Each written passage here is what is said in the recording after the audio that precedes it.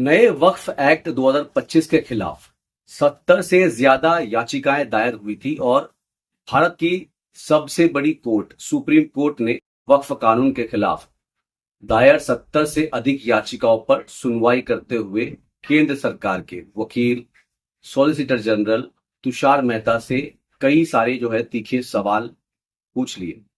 तुषार मेहता ने भी कहा कि आप इतिहास को दोबारा नहीं लिख सकते। अदालत ने पूछा कि क्या वक्फ बोर्ड में दो नॉन मुस्लिमों को जो नियुक्ति करने की बात हो रही है, तो क्या हिंदू प्रतिबंध बोर्ड में भी मुसलमानों की नियुक्ति की जा सकती है। सुप्रीम कोर्ट के ऑर्डर से पहले सरकार ने हलफनामा दे दिया और अब इस मामले की जो सुनवाई है वो 5 मई को होगी।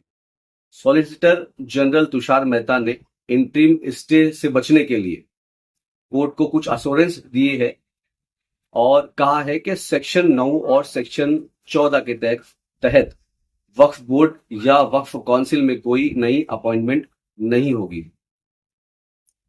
वक्फ बाय यूजर रजिस्टर्ड या नोटिफाइड प्रॉपर्टी को डिनोटिफाई नहीं किया जाएगा। मतलब आप ये समझ लीजिए कि दो तरीके की प्रॉपर्टी होती है।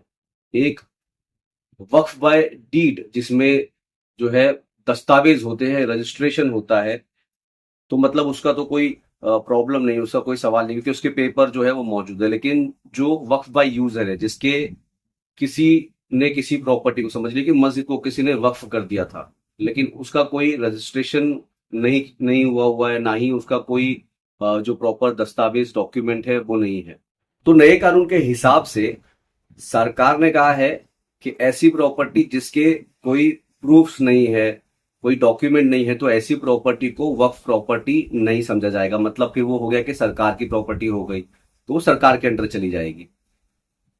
जबकि 1923 के कानून के हिसाब से करीब 102 साल इसको हो गए, जो प्रॉपर्टी लंबे समय से वक्फ बाय यूजर है तो वो जो वक्फ की हुई है तो वो वक्फ ही रहेगी। अगर 400 साल पुरानी कोई मस्जिद या कोई प्रॉपर्टी उसके पेपर मांगे जाए तो जाहिर सी बात है 400 साल पुरानी प्रॉपर्टी के पेपर तो मिलने से रहे, तो फिर होगा क्या।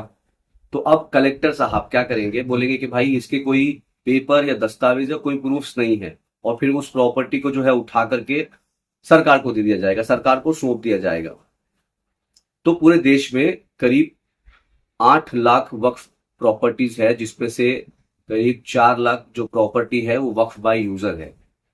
तो फिर इसका क्या होगा, उसी को देखते हुए वही आज कोर्ट ने इंटरिम ऑर्डर जो आया है जिसमें कहा गया है कि कलेक्टर भी जो है इन प्रॉपर्टीज के अंदर जो कोई चेंजेस नहीं करेंगे।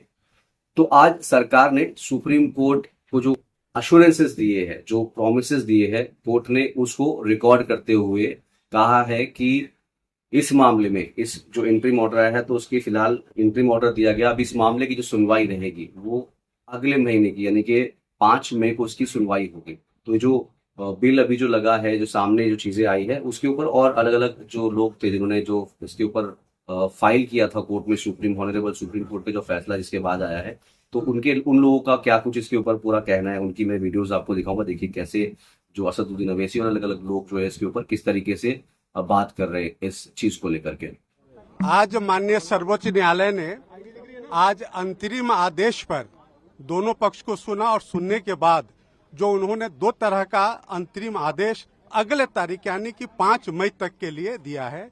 उनका जो पहला जो है अंतरिम आदेश कि वक्फ काउंसिल या वक्फ बोर्ड में कोई भी अपॉइंटमेंट, बल्कि उन्होंने स्टे नहीं किया है। जो भारत सरकार के सॉलिसिटर जनरल है उन्होंने अपना स्टेटमेंट दिया है कि अगली तारीख तक न तो काउंसिल में न वक्फ बोर्ड में कोई अपॉइंटमेंट जो संशोधित कानून है उसके अनुसार किया जाएगा।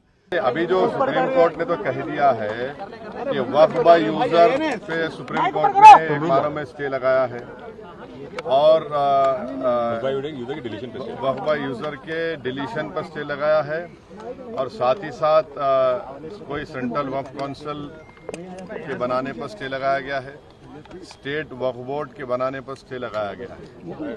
देखिए, जितनी जल्दबाजी में सरकार ने काम शुरू कर दिया था, एक्शन शुरू कर दिए थे, कुछ जगहों पर दरगाहों को भी तोड़ा गया। नासिक के अंदर दरगाह को तोड़ा गया एक, और कुछ जगहों पर और एक्शन हो रहे थे।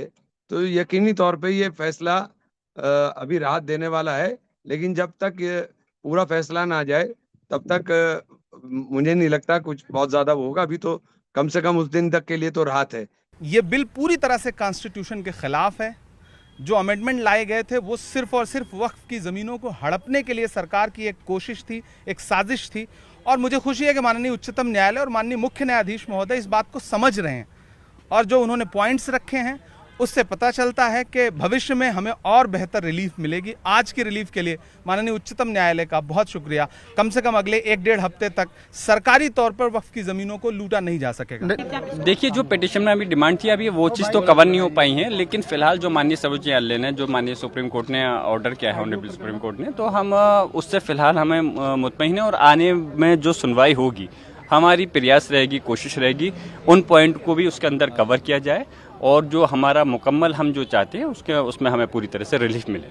देखिए, मैं तो जो माननीय सर्वोच्च न्यायालय ने जो ख़ास तौर से एक अपॉइंटिंग पर भी इस पर रोक लगा दी है, और दूसरा जो कहा है कि दूसरी जो धार्मिक संस्थाएं हैं क्या उसके अंदर भी मुस्लिम समाज को रखने के लिए आप लोग तैयार हैं, तो उनकी जो टिप्पणी है एक यकीनन ये किसी धार्मिक उसके लिए नहीं बल्कि देश को इंसाफ देने की उसमें टिप्पणी की है माननीय सर्वोच्च न्यायालय ने।